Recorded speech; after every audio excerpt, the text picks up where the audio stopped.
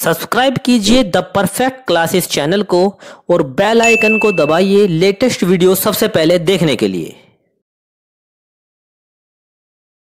Hello student, the perfect classes में आप सभी का स्वागत है। शिक्षा निदेशालय राष्ट्रीय राजधानी क्षेत्र दिल्ली की वर्कशीट नंबर 26 डिस्कस कर रहे हैं बच्चों। क्लास 7 की वर्कशीट है, विषय है गणित। 24 दिसंबर 2020 की वर्कशीट है। टॉपिक है हमारे आसपास की ठोस आकृतियाँ। पूर्व ज्ञान देख लेते हैं बच्चों। पहला है सही व गलत बताइए।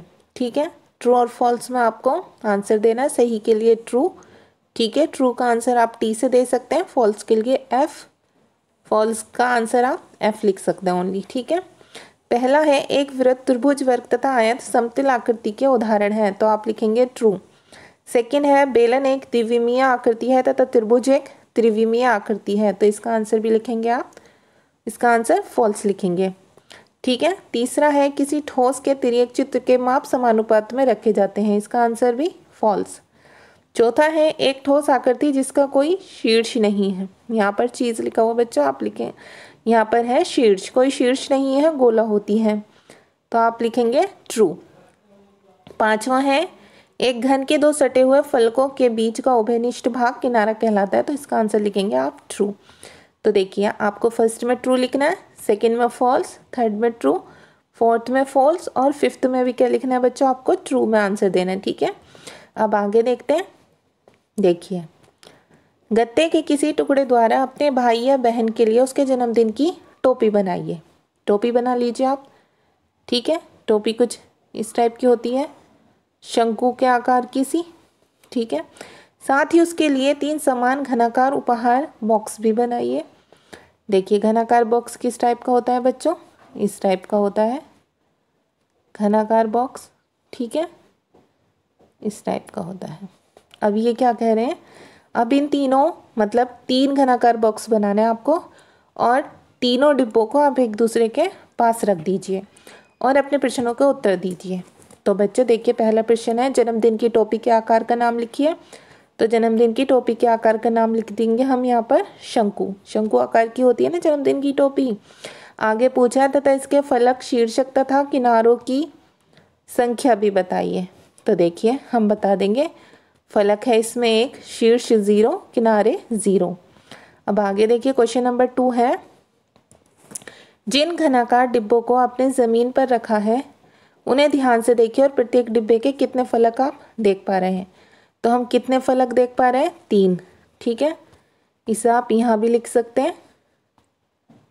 ठीक है, 3 यहाँ ऐसे लिख देना और ये भी बताना है हमें कि उसकी संख्या लिखी है। तो उसकी संख्या होती है बच्चों 1, 2, 3। ठीक है, यहाँ मैंने लिखा है, लेकिन आपका आंसर कुछ ऐसे होगा, पहले 3 लिखना है फिर 1, 2, 3। पहले हमें बताना है कितने देख पा रहे हैं, 3, फिर उनकी संख्या 1, 2, 3 ऐसे लिख देंगे आपका आंसर। ठीक है, नेक्स्ट देखते हैं। आपकी पुस्तक पर एक जलता हुआ बल्ब बिल्कुल सीधा रखा गया है। इस प्रकार प्राप्त होने वाली छाया की आकृति का नाम लिखिए तथा उस आकृति का रफ चित्र भी बनाइए। उस आकृति का नाम तो हो गया बच्चों यहाँ पर आयत। ठीक है, और देखिए बल्ब के नीचे अगर बुक होगी तो उसका रफ चित्र ऐसे बन जाएगा कुछ आयत की शेप में। ठीक है, ऐसे नीचे दिए गए चित्र का ऊपर का पार्श्व तथा सामने का चित्र बनाइए। अब ये गाड़ी का चित्र है, इसका ऊपर का पार्श्व का और सामने का चित्र बनाना है आपको। आप कैसे बनाएंगे बच्चों, देखो मैं पिक्चर दिखा देती हूँ, आपकी वर्कशीट में ही आई थी ये कार है। ठीक है, इसका पार्श्व दृश्य तो बच्चों ऐसा होगा।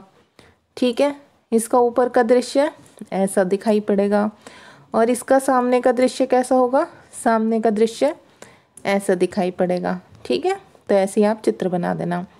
अब आगे देखते हैं। यहाँ पर एक पासे का जाल दिया हुआ है। ठीक है, ये जाल दिया हुआ है एक पासे का A2, 3C, 5B।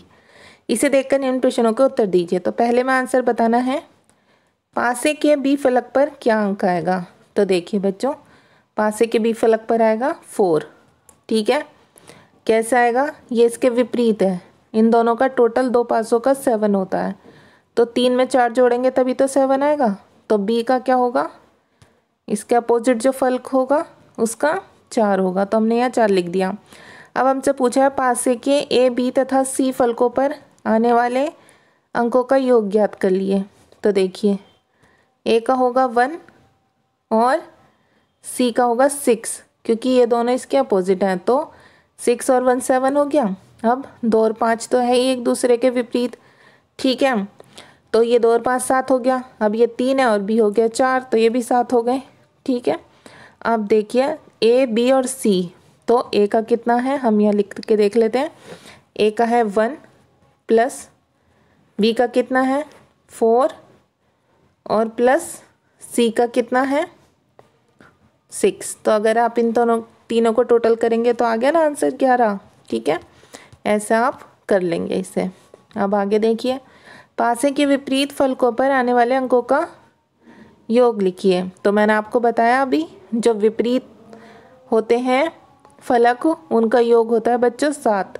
जैसे एक तरफ 1 है तो दूसरी तरफ 6 होगा उसके विपरीत, तो 7 हो गया। एक तरफ 2 होगा तो दूसरी तरफ 5 होगा विपरीत फलक में, 7 हो गया। एक तरफ 3 हो गया तो उसके विपरीत फलक में होगा 4, तो उसका योग भी 7 हो गया। तो इसका आंसर आ जाएगा 7। और आपकी वर्कशीट भी सॉल्व हो गई। अगर आपको मेरी वीडियो पसंद आई है तो प्लीज़ मेरी वीडियो को लाइक कीजिए, शेयर कीजिए, हमारे चैनल को सब्सक्राइब कीजिए। Okay students, thanks for watching.